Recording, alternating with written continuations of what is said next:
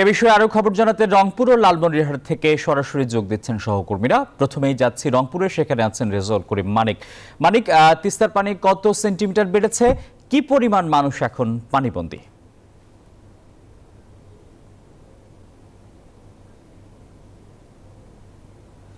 আসিফ টিপু, ধন্যবাদ আপনাকে। এর আগের বুলেটিনে যেমনটি বলেছিলাম যে তিস্তার পানি কিন্তু সময়ের বিবর্তনে কমে এবং বাড়ে, ঠিক তেমনই ঘটেছে। সকালে তিস্তার পানি বিপদসীমা 2 সেন্টিমিটার উপর দিয়ে প্রবাহিত হয়েছিল। সেই পানি কিন্তু ব্যারেজ পয়েন্টে কিছুক্ষণ আগে অর্থাৎ 9টায় কিছুটা কমেছে, অর্থাৎ এখন 10টা যেহেতু বাজে 1 সেন্টিমিটার নিচ দিয়ে প্রবাহিত হচ্ছে ব্যারেজ পয়েন্টে, অর্থাৎ তিস্তার পানি বিপদসীমার 1 সেন্টিমিটার নিচে চলে এসেছে।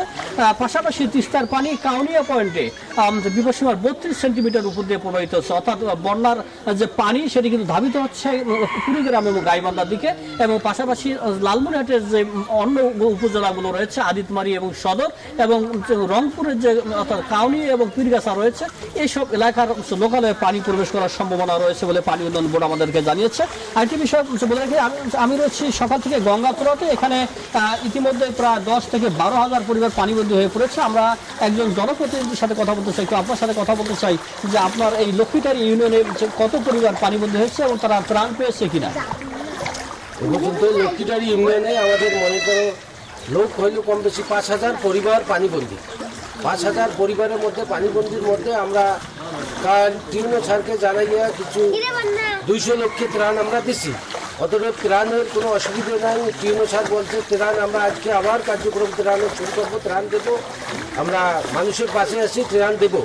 কিন্তু আমাদের একটাই অসুবিধা, এই পানিবন্দী এ পর্যন্ত 8 বার এই এলাকায় বন্যা হলো।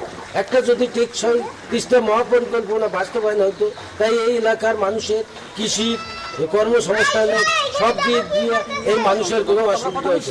জনপ্রতিনিধির সাথে তিনি বলছেন যে এইবারে নিয়ে 8ম দফায় বন্যার কবলে পড়েছে তিস্তাপাড়ের এই মানুষ। শুধু লক্ষ্মীটাই না, আশেপাশের কোলকন্দ, গজঘণ্টা সহ এইসব ইউনিয়নের প্রায় 10 থেকে 12 হাজার মানুষ পানিবন্দী হয়ে পড়েছে। পানিবন্দী মানুষগুলো কিন্তু পর্যাপ্ত ত্রাণ পাচ্ছে না। এটাই ছিল আমার কাছে রংপুরের গঙ্গাচড়া থেকে সর্বশেষ একই খবর জানতে সহকর্মী রয়েছেন লালমনিরহাটের রবিউল হাসান, তার কাছে চলে যাব।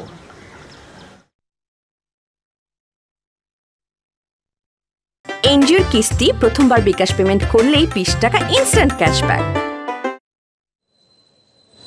ধন্যবাদ মানিক। আপনি জানেন যে আমি এখন রয়েছি তিস্তা ব্যারেজ এলাকায়। আপনি জানেন যে সকাল 10টা থেকে তিস্তার পানি বিপদসীমার 1 সেন্টিমিটার নিচ দিয়ে প্রবাহিত হচ্ছে।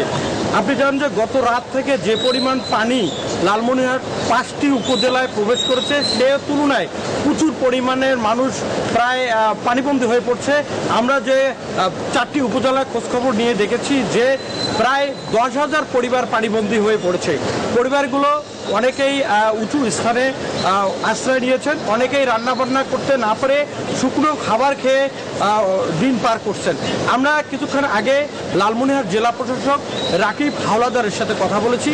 তিনি বলেছেন যে পানিবন্দী লোকের সাথে পানিবন্দীদের পরিদর্শনে আদিতমারি উপজেলার কালবালা এলাকায় সরজমিনে যাচ্ছি এবং সেখানকার যে পানিবন্দী মানুষগুলো রয়েছে তাদের খোঁজখবর এবং নিচ্ছি এবং ত্রাণের ব্যবস্থা করছি। আমরা পানি উন্নয়ন বোর্ডের সাথে কথা বলেছি, তারা জানিয়েছেন যে সকাল থেকে যে 2 সেন্টিমিটার বিপদসীমার উপর দিয়ে তিস্তার পানি প্রবাহিত হচ্ছিল, সকাল 10টায় 1 সেন্টিমিটার কমে গেছে।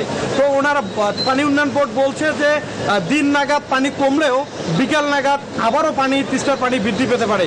পাশাপাশি এখনও তিস্তাপাড়ের মানুষ আতঙ্কে বিরাজ করছে এবং রাস্তাঘাট ডুবে গেছে, ফসলি জমি আমন ক্ষেত ডুবে গেছে এবং অনেক সবজি ক্ষেত। রবিউল, আপনাকে ধন্যবাদ।